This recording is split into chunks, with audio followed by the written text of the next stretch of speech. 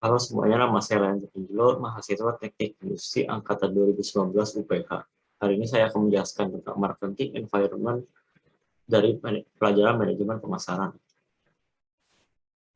Hari ini saya akan membahas tentang micro environment, company example, and analysis, di mana pada kasus ini saya akan menggunakan perusahaan Starbucks.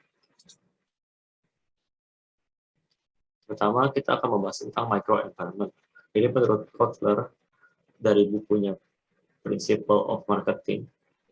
Microeconomics adalah kekuatan yang dekat dengan perusahaan yang dapat mempengaruhi kemampuan perusahaan tersebut untuk melayani pelanggan.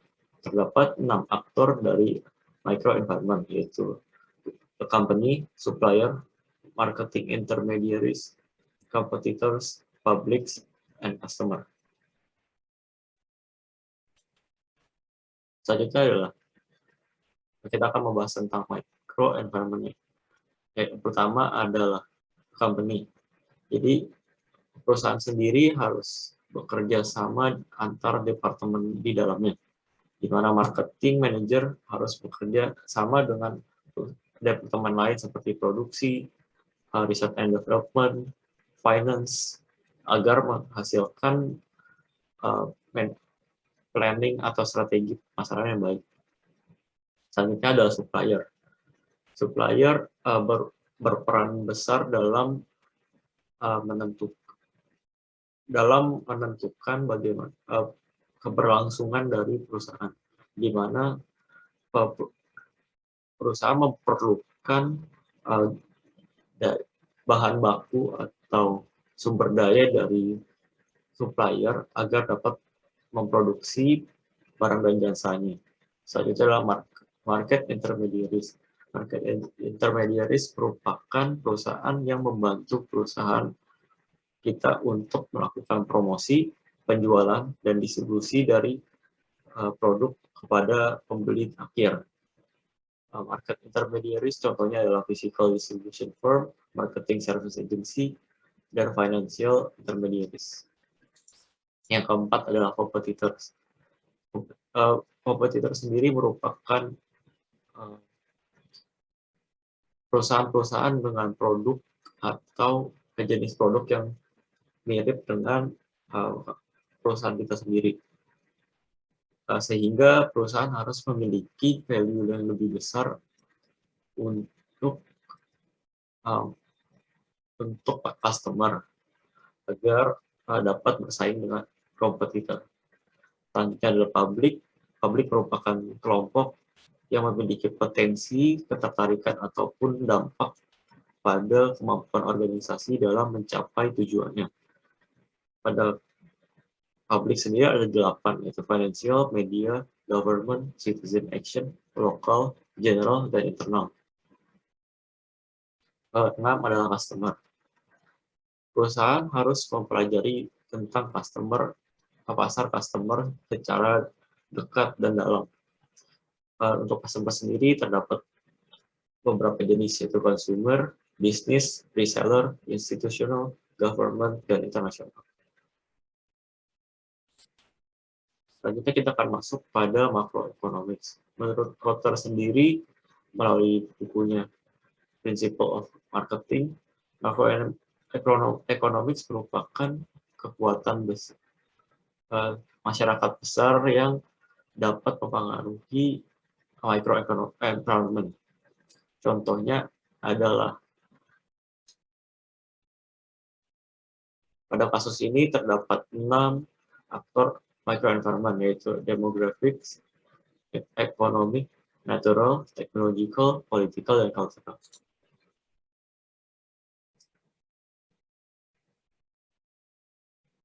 Yang pertama adalah demografik. Demografik merupakan studi dari populasi manusia dalam hal ukuran, kepadatan penduduk, lokasi, umur, jenis kelamin, ras, pekerjaan, dan statistik lainnya.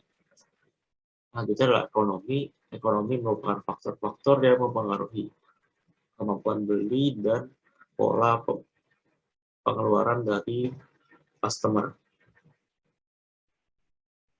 Selanjutnya ada natural.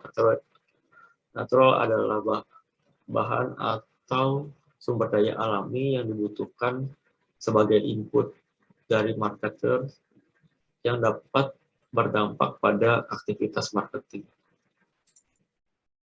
Selanjutnya ada technological, di mana kekuatan atau daya yang membuat teknologi baru, produk baru, dan kesempatan atau peluang market baru. Selanjutnya adalah political, di mana ada hukum-hukum dan pemerintah yang mendorong kelompok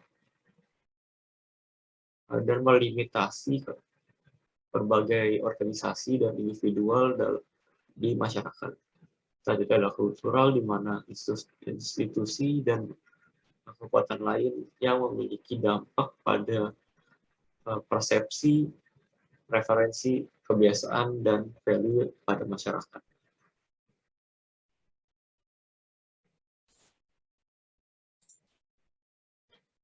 Sekarang saya akan membahas micro environment dan macro environment dengan melihat dari sisi perusahaan Starbucks. Pertama, perusahaan Starbucks dapat kita lihat bekerja sama antar departemennya. Contohnya pada saat kita melihat ada survei dengan tester dari Starbucks untuk makanan-makanan baru, di mana kita diberikan tester dan kita akan mengisikan survei. Hal tersebut merupakan salah satu kerjasama antar departemen research and development dan marketing dalam perusahaan Starbucks. Selanjutnya adalah supplier. Starbucks sendiri menggunakan supplier lokal untuk biji kopi. Seperti pada Indonesia, Starbucks banyak menggunakan supplier lokal untuk memenuhi kebutuhan biji kopi. Selanjutnya adalah market intermediaries. Starbucks banyak menggunakan influencer dan artis ataupun penyanyi sebagai brand ambassador untuk marketingnya. Selain itu juga bekerja sama dengan beberapa bank dan perusahaan fintech untuk menyediakan pembayaran cashless. Selanjutnya, Starbucks sendiri memiliki banyak kompetitor seperti McDonald's yang sekarang sudah ada McCafe, ataupun perusahaan lain dan coffee shop lokal, di mana Starbucks memiliki nilai tambah di pelayanan dan kualitas.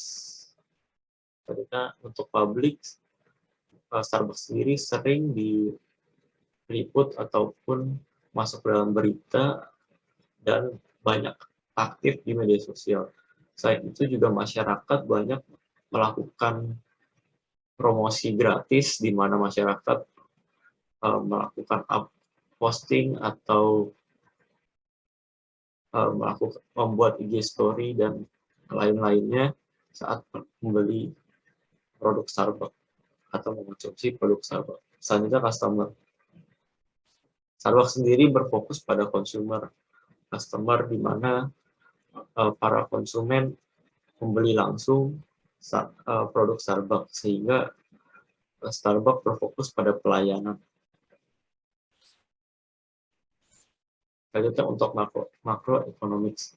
Untuk demografik sendiri, Starbucks berfokus pada perkotaan di mana terdapat jumlah penduduk yang besar dan pada kepadatan penduduk yang tinggi. Selain itu juga untuk semua umur dan semua jenis kelamin. Untuk ekonomi sendiri, Starbucks berfokus pada middle class dan sampai upper class, sehingga buying power dari pembeli cukup tinggi dan spending pattern yang cukup banyak. Selanjutnya adalah natural. Starbucks sendiri menggunakan bahan-bahan natural seperti biji kopi dan mulai bergerak untuk menggunakan barang-barang ramah lingkungan, di mana hal tersebut terbatas pada sumber dayanya yang dapat mempengaruhi aktivitas market. Tadi saya technological. Starbucks sendiri dikarenakan oleh kondisi pandemi ini berinovasi dan bekerja sama dengan perusahaan seperti GrabFood dan GoFood untuk menyediakan antar saat itu juga membuat produk baru untuk mengakali masa pandemi ini dengan produk seperti kopi 1 liter. Selanjutnya untuk political, Starbucks sendiri terkena dampak yang cukup besar akibat PSBB dan PKM. Untuk cultural, Starbucks sendiri melihat bagaimana pola atau value dari masyarakat yang sangat menyukai kopi dan kebiasaan masyarakat untuk nongkrong dan minum kopi bersama teman. Selain itu juga melihat bagaimana pola masyarakat dan melihat bagaimana masyarakat menyukai tren-tren tertentu dan melakukan inovasi atau membuat produk baru berdasarkan kultur dari masyarakat itu sendiri. Ini merupakan referensi yang saya gunakan. Sekian presentasi dari saya. Terima kasih.